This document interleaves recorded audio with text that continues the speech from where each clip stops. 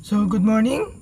So, yan, gaya ng pinost ko nung nakaraan regarding comparison between 800 watts tsaka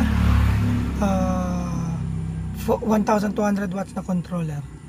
So, ngayon, testing natin siya using 48 volt system. So, ang nakakabit ngayon ay 1200 watts. So, ito yung current na voltahe ngayon, 51.5 as per the dashboard. So ito yung controller.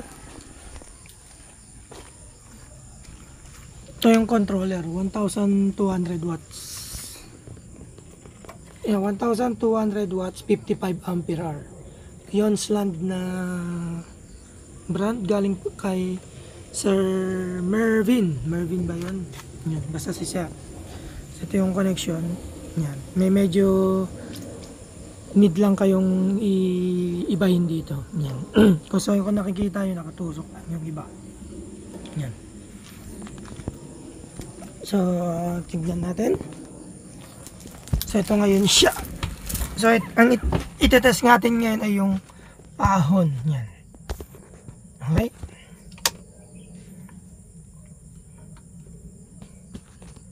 Try muna natin.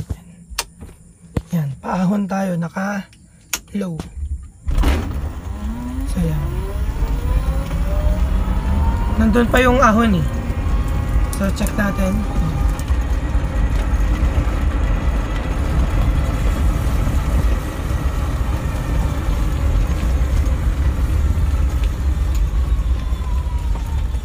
Oops.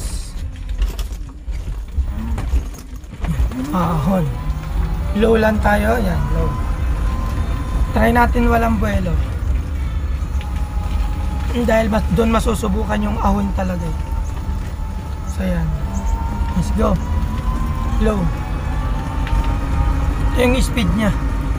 Sa low. So yan. Paahon na ho yan. Yan. Kung makikita nyo, wala siyang kahirap-hirap. Yan. 48 volt system. Yan. Yun. Yan siya. Yan. Medyo minto siya. Parang engine brake. Ganun. So yun siya.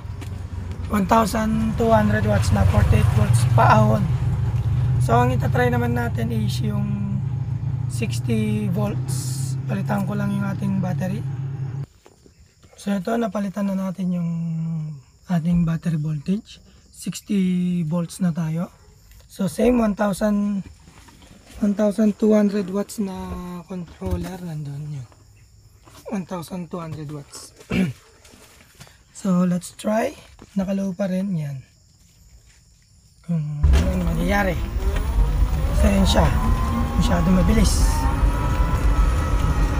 Walang buwelo yan. Yan. 60 volts. Paahon. Sobrang ahon ho niyan. Ayan, walang kahirap-hirap. 60 volts.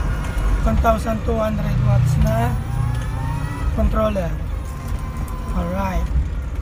So punta naman tayo sa patag para sa speed naman. Palitan ko lang ng 48 volt setup. Okay, ito naman yung para sa speed. So 48 volt setup tayo. Ito yung voltage ngayon. So low, yan low. Tapos gamit tayo ng GPS, Google Maps na app para sa speed. Kasi yung speed nito ng dashboard ng Enwa hindi accurate. So let's go. Low. Yan, patag. Yan, low. Yan ang speed. 19, 20. Yan, 27. Yan. Tapos medium. Sa medium naman, yan. Pumapalo ng 26. 34. So, high. Sa high naman, yan, 29. 48 volts piston. Nililimit ng controller yung speed dahil sa voltage. So 29 yan. Dito 34. Yan o. Bumibilis siya tapos bumabagal kasi 48 volts setup lang siya. Pero mabilis naman siya. Yan. 29 dito sa Google Maps. Okay. Try naman natin yung 60 volt setup. Palit tayo. Okay, nagpalit na tayo ng 60 volts na battery. Ito yung nominal voltage nya. Yan, low tayo ulit. Try natin ngayon yung speed. Okay. Tingnan natin yung mga dumadaan. So, low. Yan. Uy, umadyot agad. Yan, low. So, yan yung speed ng low. Low pa lang yan. 33 sa dashboard. 25 dito sa Google Maps. So, medium. Yan, 31, 41. Yan. Tapos 30 dito sa Google Maps. High natin. Yan. Ito, nakalimit na. Tapos dito ay 35. Yan. Pareno tayo. Nandito tayo sa maraming kotse. Pause ko lang. So, isa pa. Low. 60 volt setup. 1200 watts na controller pa rin. So, yun yung speed. Check nyo na lang. Yan, low. Low. Nasa 22. Yan, tumataas. 25. Tapos medium. Yan, medium. Pumapalo ng 31 sa GPS. Tapos high. Yan. 42 na lang sa Google, sa dashboard. Tapos dito ay 35. Yan, 36. Yan, pumalo ng 36. So, yun lang.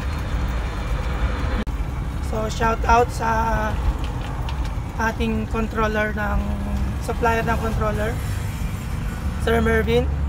So, yun lang.